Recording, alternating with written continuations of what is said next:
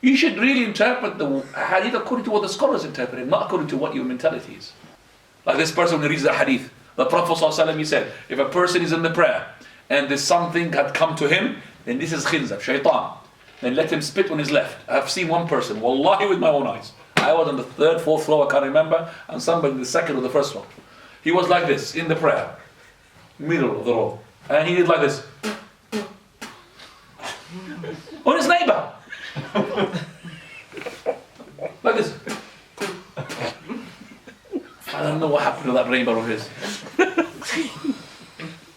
Maybe he felt there's a shaitan as well, he went to the other one. Allahu al-musta'an. You know why? Because in the Arabic, قال فليدفل عن يساره. Because he takes the words without interpretation of the scholars. Ya akhi. This spitting is to be something to be done that it will not give even any hint for the neighbor that he's doing it. This is the left of yours. This is the word. So this person doesn't know. So you don't make a sound. And it's not this way. But why? Even when the person sees a dream, a bad dream, Prophet said, let him spit on his left. So you're going to turn into your wife, give her 3 spittles, and you'll end up in the outside the house now. So you have to interpret the hadith. I remember one of my talks is to do with the shaitan, ash-shaitan. I can't remember the English one, which is a shaitan. And the brother, he made like a drawing as a title for that CD. Okay, he made it like this. He didn't put a figure of a human being or an animal, but he made 2 horns like this, and the word shaitan in the middle. You know, he designed it. He's a designer. I said, why did you do that? And he's a person who said, mashallah, Qur'an and everything. So what is it? He said, the Prophet ﷺ, he said, يطلع الشيطان تطلع الشمس بين قرني شيطان. That is, the sun comes up between 2. The translation was what? Horns. Ya akhi, qarn shaitan is not a horn. Qarn in Arabic means 100 years. Qarn means a horn. Qarn means the side of the heads. You've taken it from the people of the book. You know, the people of the book, they believe the shaitan has got what? 2 horns. We don't know. When the sun rises, the shaitan puts his head like this in order the people, instead of prostrating to the sun, they prostrate to him. It's not the whole of the shaitan. So I'm just saying that lots of words being misinterpreted in the English. One of them is called as well Fathu Makkah. They call it the conquest of Mecca. Conquest of Mecca, if you return to it in English, it does not represent the right meaning.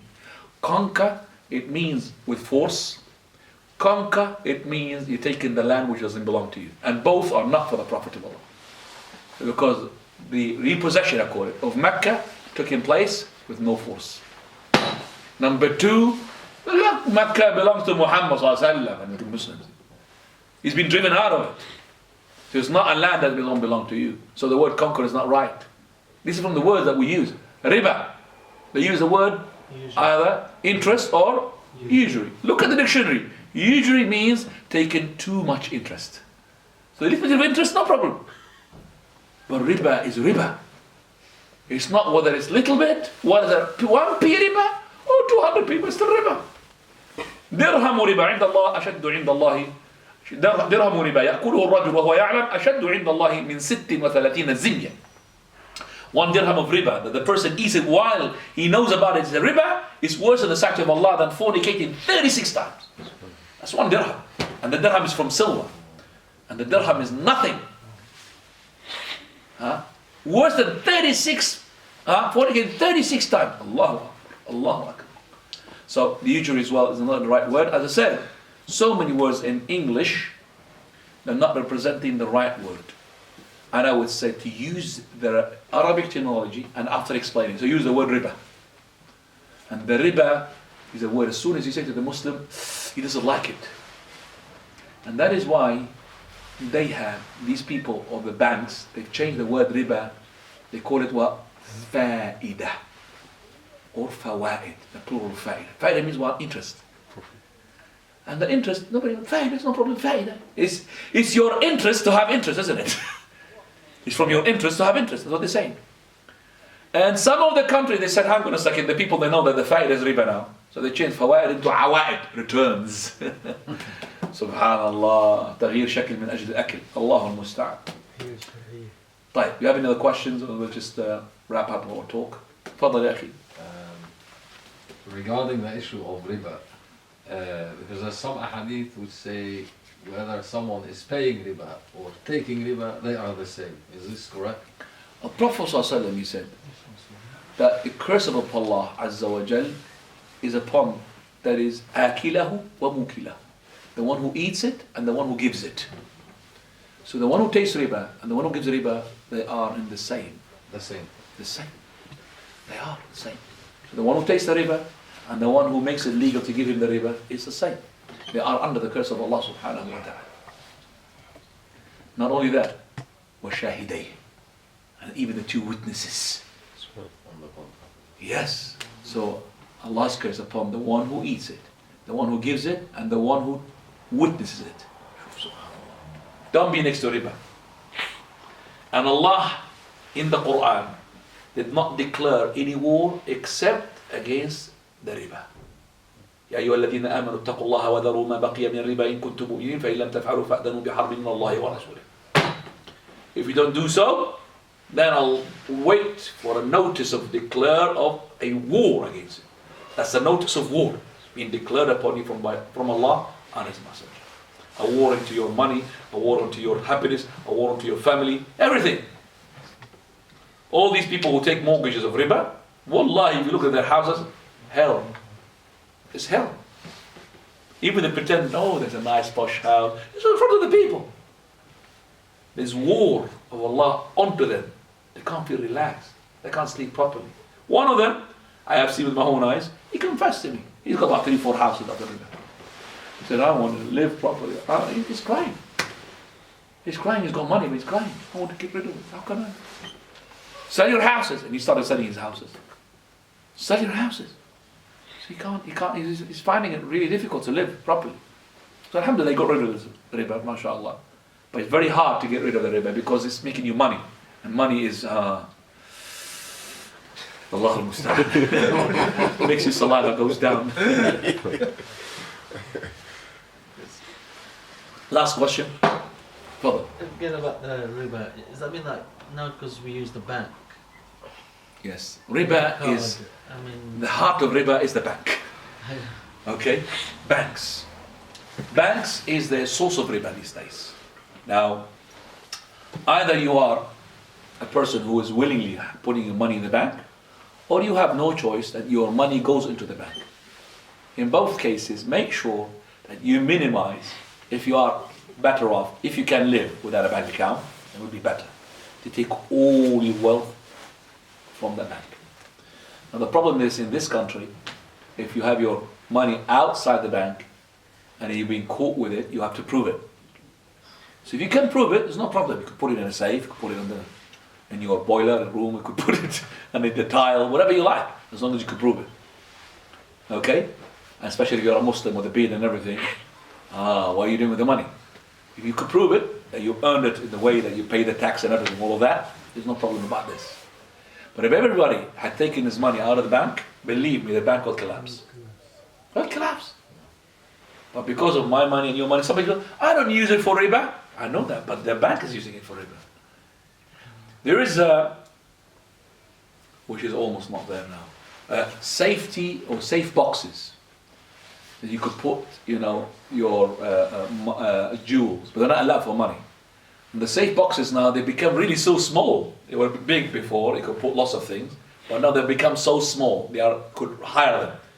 So you could put, for example, maybe £5,000, more than that, and that's it, where your money will not be used. Those are halal, because you're paying a rent, you're hiring these boxes. But as I said, in our countries and back home, you could have big boxes. You could have, you put 500,000 in it, where no bank cannot use it. You have a key for yourself and a key in the bank. 2 keys to open that box. Okay? So those boxes are halal. Okay? Safe boxes are called. Other than that, if you give the money to the bank is going to use it for riba. So you are, just like he said, asked the question, you are giving the riba. Giving the riba. No. Even if you're not getting riba in your account. But you make it the bank to use your money because you are, that's the problem. Even they give interest. I spoke with the manager once when I opened in 2002. He said we must give you interest. I said I don't want. It's not, even if you don't take the interest. Let's say, for example, you have a bank where there's two accounts, which is called the deposit account and the current account. The deposit account is the account where you're going to be having more interest.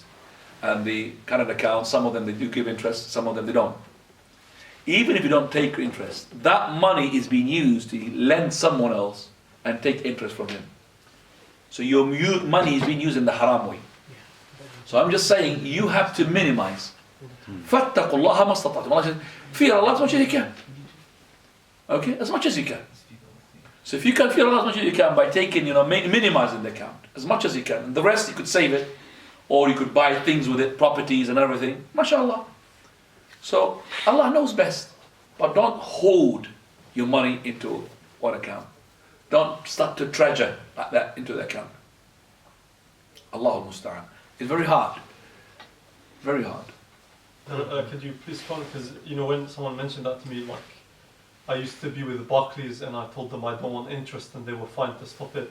And then someone mentioned that there was Lloyds, they have, obviously I don't believe them 100%, but they say it's an Islamic account, they don't use it for haram purposes, they claim, and they have some scholars... Islamic banks?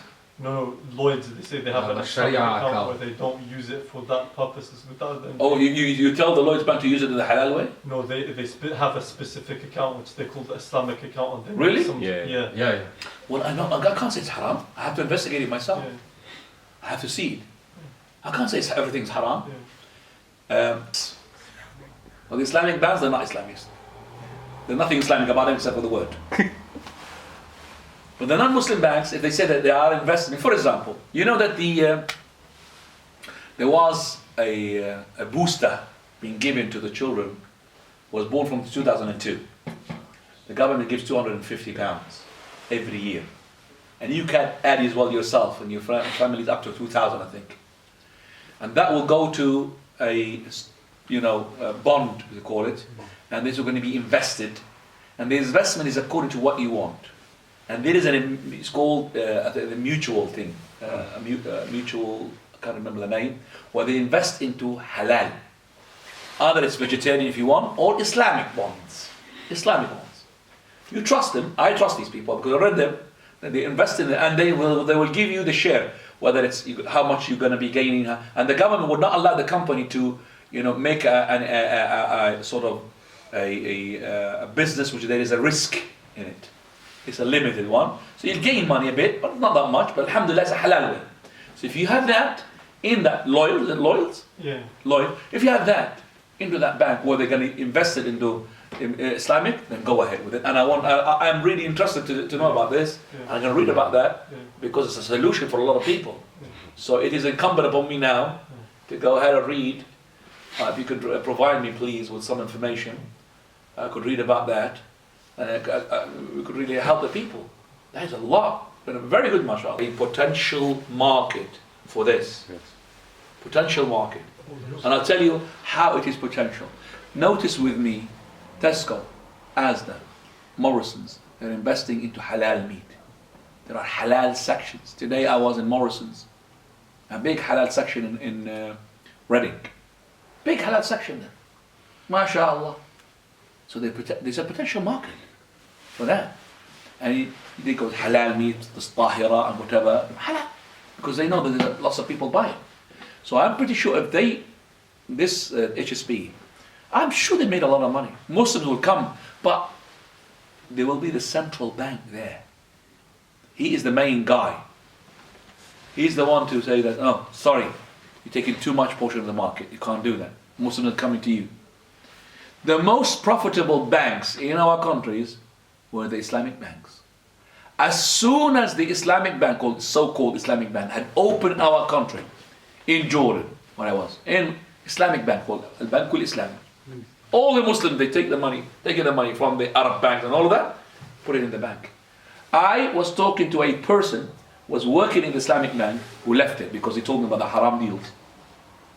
MashaAllah, started with a small beard, and then his beard, MashaAllah, like this. MashaAllah, tabarakallah. I remember it. Jazakallahu khairan. And he used to tell me about the insight. He said to me, and he is in the branch of Madaba. Madaba is a city, numbering, the total numbers of the people is 200,000. 200,000. The whole of the city of Madaba.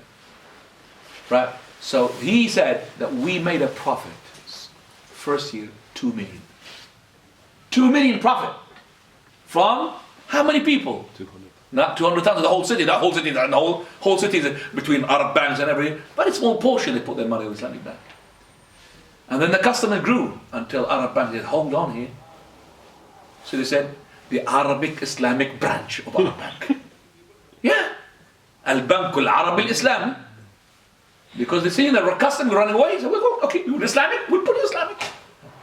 We wouldn't want you to go away from us.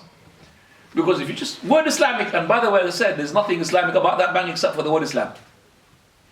Nothing. There's all our deeds are dodgy and got doubts and shubuhat. But we used to say to the people, if you had to have your money in the bank, and at least to put it in the least of evils, which is the bank Islam, least of evil, not the good one, less evil, which is the Islamic bank. So, I would be interested to know about that bank very soon, inshallah. And this is really break news for me. سبحانك اللهم وبحمدك أشهد أن لا إله إلا أنت أستغفرك وأتوب إليك.